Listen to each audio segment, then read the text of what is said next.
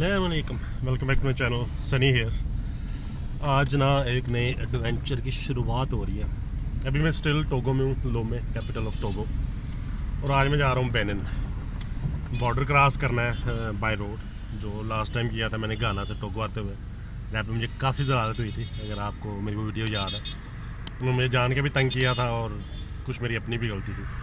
लेकिन अभी गाना का बॉर्डर क्रॉस कर रहे हैं, तो आज देखते हैं कि यहाँ का एक्सपीरियंस कैसा रहता है। तो यहाँ से बस स्टॉप पे जा रहा हूँ, ये भाई उतारेंगे मुझे बस स्टॉप पे, वहाँ से कुछ बस शस कोई गाड़ी शाड़ी कुछ देखते हैं, कुछ ट्रांसपोर्ट लगेगा तो फिर इंशाल्लाह बॉर्डर पे चलते हैं। तो बाकी की तफसील आपको वहाँ जाके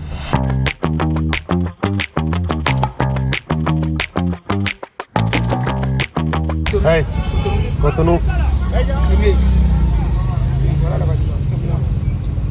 speak English English. I hear English. Say one thing, one carry.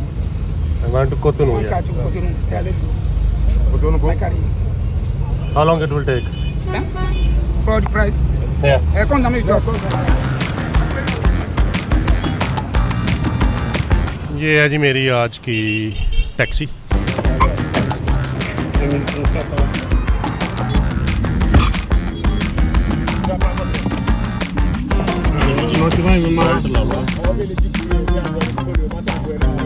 अच्छा, नॉर्मली टैक्सी में 6 लोगों को बिठाते हैं, 4 पीछे 2 फ्रंट पे।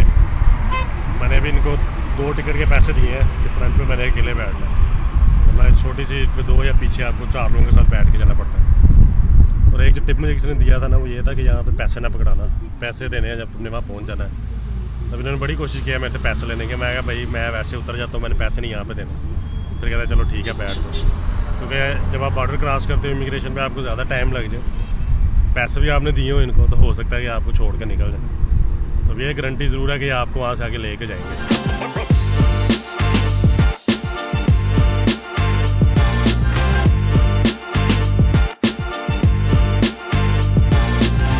चलो जी बॉर्डर पे पहुँच गए।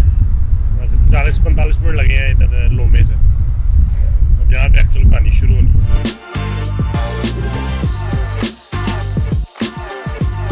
A few minutes later. हलवा अभी में कहते हैं जो चीज़ बहुत अच्छी होती है उसको हलवा बोलते हैं। इतनी आसानी से ये बॉर्डर क्रॉस हुआ ना, मेरे ख्याल अफ्रीका का मेरा कोई बॉर्डर इतनी आसानी से अब तक क्रॉस नहीं था।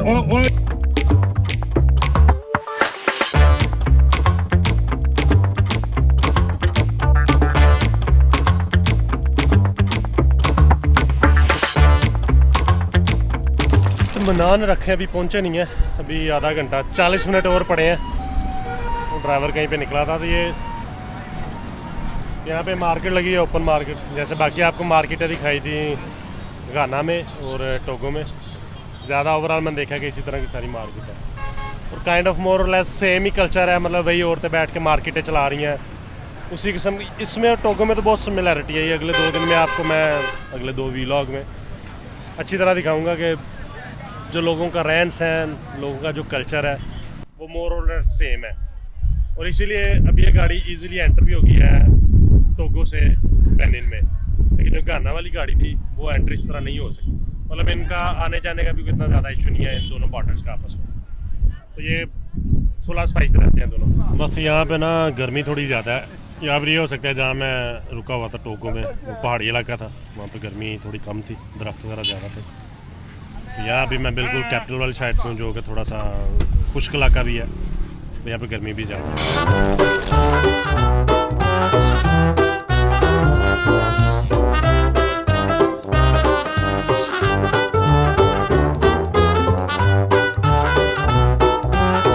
अच्छा जी, अब मैं पहुँच गया हूँ कोटोनो, जो कि इनका कैपिटल है। ऑफिशियल जो कैपिटल है पोर्टो नोवो है, यहाँ से 20-25-30 किलोमीटर दूर होगा।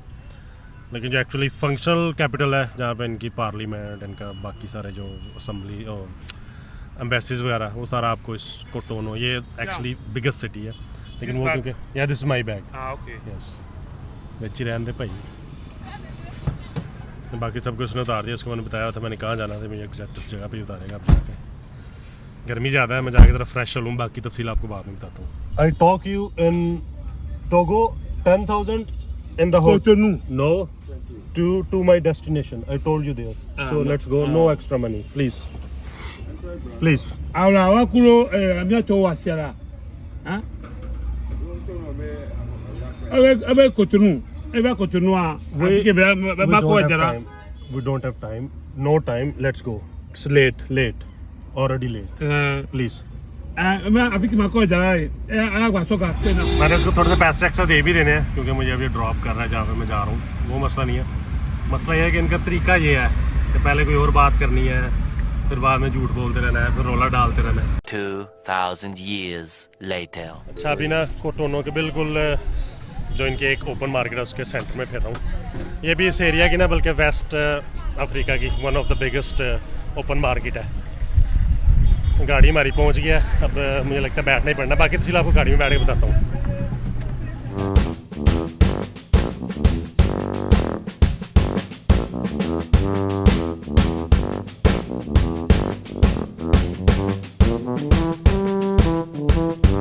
चाहे पीछे आपको स्टैचू नज़र आ रहा है ना, एक सिंबॉलिक स्टैचू है। इस एरिया में ना एक औरतों की फ़ौज होती थी पूरी, जिसको ये अमेज़ोन्स के नाम से जानते थे। तो इस स्टैचू का नाम भी अमेज़ोन स्टैचू है। वो 17वीं सदी में ये कहीं फ़ौज बनी थी, जो पहले रॉयल फैमिली को प्रोटेक्ट करते रहे हैं। फिर ये शिकार के लिए भी इस्तेमाल होती थी ये पूरी फ़ौज। जो कबीला था उस वक्त उनके लिए शिकार करके ये औरतें लाती होती थी। तो बाद में मेरे ख्याल 18वीं सदी में फिर ये प्रॉपर एक फ़ौज बन गई जो जंगों में भी शिरकत करती रही हैं। और 18वीं सदी में मेरे ख्याल फ्रेंच के साथ इनकी जंग हुई थी, तो उसमें भी इन्होंने बड़ा अच्छा किरदार अदा किया था, ये जो औरतों की फ़ौज थी। लेकिन जब फ्रेंच ने 1894 में यहाँ पे इस मुल्क में कब्ज़ा कर लिया, इसको कॉलोनी बना लिया, तो उन्होंने इस फ़ौज को ख़त्म कर दिया था। लेकिन बाद में भी जब आज़ादी के टाइम जब ये लोग आज़ादी ले रहे थे, तो उस वक्त भी ये जो ग्रुप ऑफ वुमेंस, ये पूरी एक औरतों की फ़ौज थी, इन्होंने बड़ा उसमें नुमाया किरदार अदा किया था। तो ये रिसेंटली कुछ साल पहले ही इन्होंने फिर ये एक बहुत बड़ा स्टैचू बनाया उनकी याद में, ताकि इनकी हिस्ट्री को इस तरह प्रिजर्व किया जा सके और लोगों को इस हिस्ट्री का पता हो। तो अगर यहाँ पे ना होता तो शायद मैं भी इसके बारे में रिसर्च ना करता, मुझे भी नहीं पता चलना था। क्या बात है सर, क्या बात है सर, क्या बात है, ये बात है, अरे सर क्या बात है।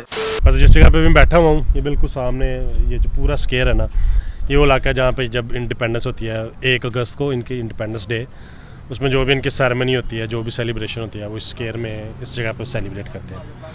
उसके साथ साथ ये काफ़ी पोश इलाका है। यहाँ पीछे अमेरिका की एम्बेसी भी है, फ्रेंच एम्बेसी भी है, और यहाँ पे सामने पार्लियामेंट भी है इनका, वो सारा इसी एरिया में है।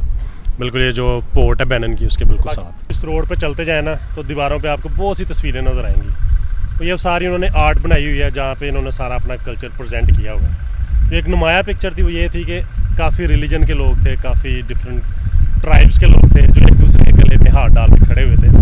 और वो इमेज से एक्चुअली ये प्रेजेंट कर रहे थे कि वी वेलकम एवरीवन, हम कुछ भी डिस्क्रिमिनेट नहीं करते, हर किस्म का रिलीजन, हर किस्म के लोग में वेलकम है।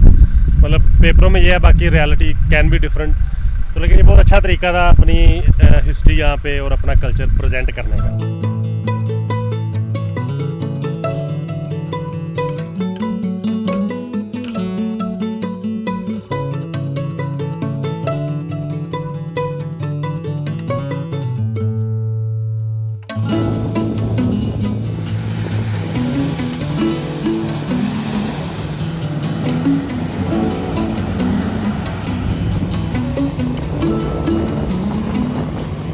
How are you? Good? अच्छा, ये लड़का था नाइजेरियन। ये अपनी मुझे स्टोरी बता रहा था कि ये अपने मुल्क में स्टडी क्यों नहीं कर रहा, यहाँ पे क्यों स्टडी कर रहा है।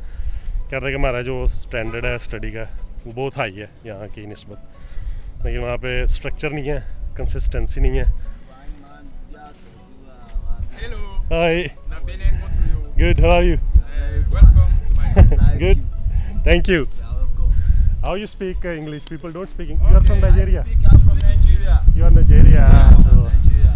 that's why. No worry. Anything you are free. Enjoy, man. अच्छा, यही बात आपको बताने लगा था। एक तो यहाँ पर नाइजेरियन बहुत है, दूसरा जो यहाँ के लोग हैं ना, वो इनको ज़रा नफरत की निगाह से देखते हैं। जिस तरह भी ये थोड़ा सा बदमाशी से बात कर रहा था ना, ऐसी की तैसी, तुम ज़रा खुले होके चलो, हम कर लेंगे इनको, मुझे इस तरह कह रहा था। मोटरसाइकिल वाला गुजारा था। तो इनका ना थोड़ा सा कहते हैं कि क्रिमिनल माइंडसेट है जो नाइजेरियंस का। जितने भी यहाँ पे ज़्यादा मसले हैं ना, उनमें जो परसेंटेज है वो नाइजेरियंस की ज़्यादा है, जो यहाँ पे इश्यूज़ क्रिएट करते हैं लोगों के लिए। तो इस वजह से इनको पसंद नहीं करते। वैसे भी कुछ 10 साल पहले ना कुछ नाइजेरिया के 5-6 लोग थे जो फुल आर्म्ड होकर यहाँ पे आए थे। यहाँ पे जो मार्केट आके आपको दिखा रहा था ना, तो वहाँ पे इन्होंने अटैक किया था। वहाँ लोगों से बहुत पैसा और चीज़ें छीन गए, तो वो भाग गए थे। यहाँ की गवर्नमेंट, यहाँ की आर्मी, ये वो जो भी इनकी कुछ छोटी मोटी फोर्स होगी, उन बेचारों से कुछ नहीं हो सका इनका। ये ज़रा शरीफ लोग हैं यहाँ वाले, तो यहाँ के बल्कि जो लोकल लोग हैं इनको तो पता ही नहीं है कि असला होता क्या है, तो रखना तो किसी ने क्या है। और नाइजीरिया में काफ़ी आम है असला, तो इस वजह से उनकी कोशिश होती है कि यार नाइजीरिया से थोड़ा बच के रहना चाहिए। बाकी यहाँ से अब निकलते हैं, अब जाना है पोर्टो नोवो, जो इनका एक्चुअल कैपिटल है, one of the oldest city.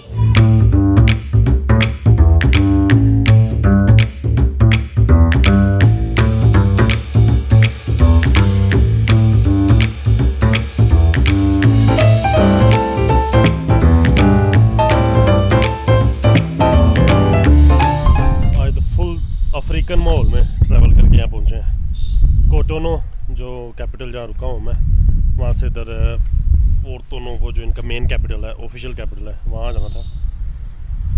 बस नहीं मिल रही थी, कोई घंटा मुझे लगता है कम से कम घंटा ज़रूर धूप में वहाँ खड़े हुए हैं। जो भी बस, टैक्सी भी नहीं मिल रही, कुछ भी नहीं मिल रहा वहाँ से। ये सिटी अभी देख के सिटी लग नहीं रहा, ये भी हो सकता है कि अभी हमने कोई इनका मेन एरियाज़ ना देखे हों, लेकिन वैसे ही बड़ा ओल्ड सिटी है और इसको बहुत ज़्यादा इसमें डेवलपमेंट की भी नहीं गई। तो जब डेवलपमेंट की बारी आई थी तो इन्होंने फिर वो जो एक्चुअल ऑफिशियल तो ये है, लेकिन एक्चुअल वो वाला है कोटोनो जहाँ पे मैं रुका हूँ, तो वहाँ पे सारी उन्होंने डेवलपमेंट की हुई है।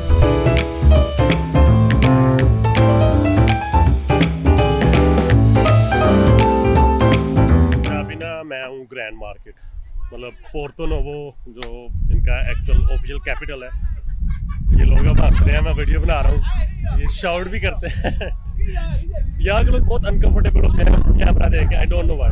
यहाँ पर वैसे इनको आदत है नाइजीरियंस की तरह, मैं वैसे गलत कह रहा हूँ, इनको वैसे आदत है शाउट करने की, तो जब भी कैमरा देखते हैं शॉटिंग शुरू कर देते हैं। जब बता ये रहा था कि ये पोर्टो नोवो जो कैपिटल है, ये तो सिटी लगता नहीं है, इनके टूटे फूटे रोड, सारे कच्चे रोड, और यहाँ पे बिल्कुल कोई डेवलपमेंट का काम नहीं हो रहा। जो भी उन्होंने डेवलपमेंट के काम करने होते हैं ना, तो जो दूसरा इनका साथ नया कैपिटल बनाने की कोशिश कर रहे हैं कोटोनो, सारी डेवलपमेंट उधर ही हो रही है।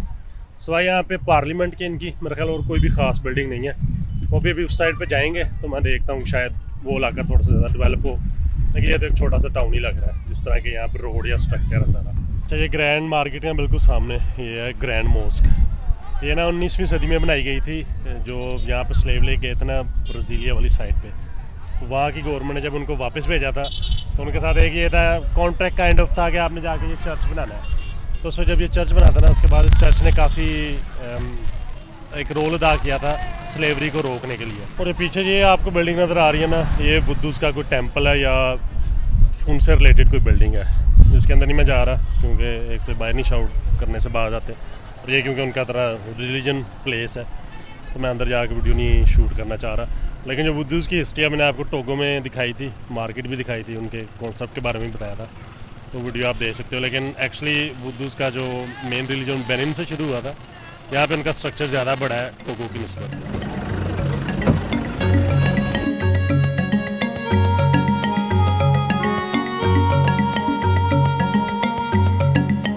अच्छा, और भी जगह जगह ना आपको यहाँ पे बुद्धूस के टेम्पल नज़र आ रहे हैं। बताया जा रहा है कि पोर्टो नोवो में तो काफ़ी ज़्यादा, क्योंकि काफ़ी पुराना ये सिटी है और क्योंकि काफ़ी पुराना रिलीजन भी है जो बुद्धूस का, तो यहाँ पे उनकी काफ़ी डीप जड़ें हैं।